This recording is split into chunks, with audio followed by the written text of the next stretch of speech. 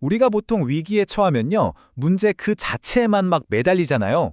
그런데 오늘 우리가 살펴볼 이야기는 좀 다릅니다. 진짜 해결책은 오히려 그 문제에서 눈을 떼는 것에서부터 시작된다고 하거든요. 이게 대체 어떻게 가능한 걸까요? 지금부터 한번 같이 알아보시죠. 자, 화면 한번 보실까요? 오늘 분석할 내용은요, 바로 이 이미지, 그리고 아주 간단한 질문 하나로 시작해요. 여러분 지금 뭐가 보이세요?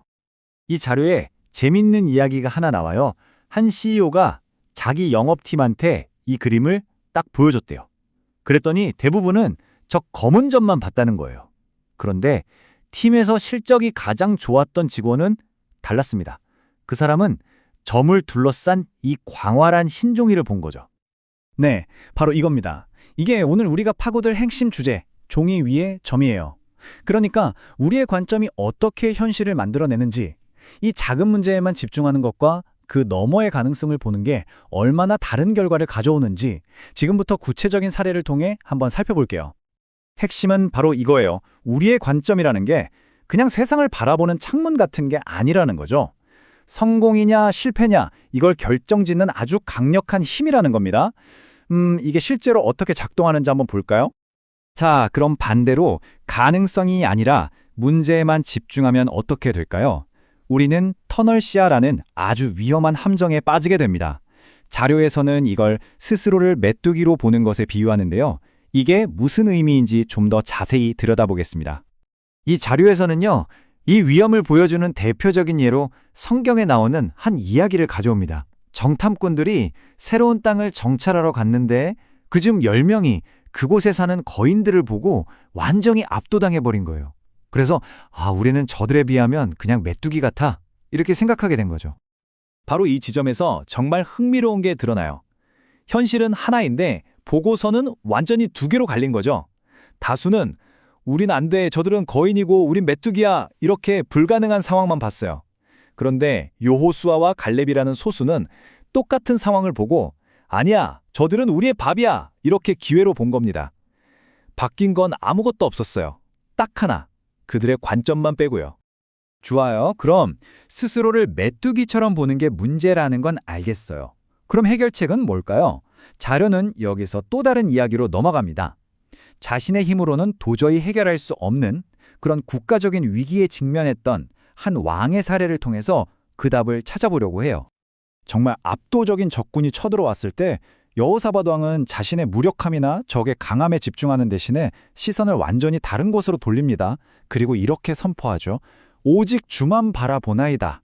자, 여기서 핵심 질문이 생기는 거죠. 말은 참 쉬운데 과연 바라본다는 게 실제 행동으로는 어떻게 나타났을까요? 자료는 그의 대응을 이 4가지 구체적인 행동으로 정리합니다. 먼저 함께 모여요. 그리고 기도하고 경배하고 마지막으로 찬양, 즉 감사를 표현합니다.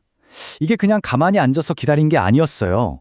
굉장히 적극적인 과정이었죠. 그리고 여기서 가장 주목해야 할 점은요, 이 모든 행동이 문제가 해결되기도 전에 일어났다는 겁니다. 네, 이 슬라이드가 보여주는 게 바로 그 타이밍의 중요성입니다. 지금 하는 이 행동들이 승리하고 나서 와, 이겼다 하고 축하하는 게 아니라는 거예요. 오히려 승리를 얻어내기 위한 바로 그 전략 자체였다는 거죠. 그렇다면 그 전략의 결과는 어땠을까요? 위기 앞에서 절망 대신 감사를 선택하는 이 청사진이 실행에 옮겨졌을 때 과연 어떤 일이 일어났는지 그 결과를 한번 보시죠. 텍스트에 따르면요, 그 결과는 정말 놀라웠습니다. 찬양의 노래가 시작되는 바로 그 순간 쳐들어왔던 적군들이 갑자기 혼란에 빠져서 자기들끼리 싸우다가 스스로 무너져 버린 거예요. 단 한 번의 전투도 없이 위기가 그냥 해결돼 버린 거죠. 그리고 이 놀라운 변화는 역사에 영원히 기록됩니다. 그 끔찍한 위기가 닥쳤던 바로 그 장소가 불화가 골짜기, 즉 축복의 골짜기라는 새로운 이름을 얻게 된 거예요. 가장 큰 두려움의 장소가 구원의 상징으로 완전히 탈바꿈한 순간입니다. 자, 이 오래된 이야기가 21세기를 살아가는 우리에게는 어떤 의미가 있을까요? 자료는 이 지점에서 우리에게 아주 직접적인 질문을 던집니다. 오늘날 우리가 감당하기 힘든 문제, 우리 삶의 거인을 만났을 때 우리는 누구를 또는 무엇을 검색하고 있나요? 세상의 지혜, GPT인가요?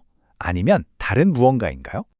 이렇게 우리는 맨 처음 시작했던 그 질문으로 다시 돌아왔습니다. 어쩌면 우리도 눈앞에 시급한 검은 점에 너무 집중한 나머지 그 문제에 진짜 해결책이 담겨 있을지도 모를 이 광대한 흰 종이를 놓치고 있는 건 아닐까요? 오늘 여러분의 삶에서 그 흰 종이는 과연 무엇일지 한번 생각해 보시면 좋겠습니다.